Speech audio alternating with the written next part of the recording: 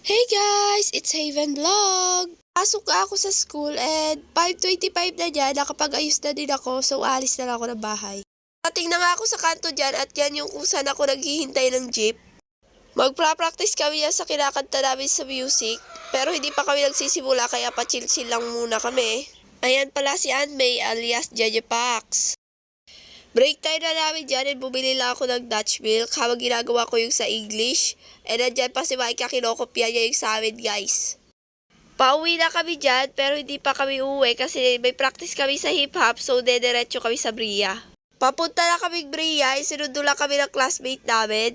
Siksikan kami dyan sa motor kaya nagbubuka na kaming sardinas. Pupunta na kami kung saan kami magpa-practice and habang naglalakad kami, nagpapatugtog sila. Yan, napakaldang tuloy si Bunis. Ayan pala yung kagroup ko sa hip-hop. Kasalese dane.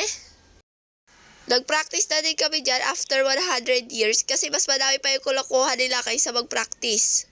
Kami ang dalawa ni Eunice yung nagtuturo dyan kasi bawal kumuha ng choreo. So kapag makukulit sila, talagang nilalasak namin dyan. Gaya yan, nagpapatugan pa sila habang nag-iisip kami ng step. All goods lang naman kasi nakalahati na din namin yung sayaw.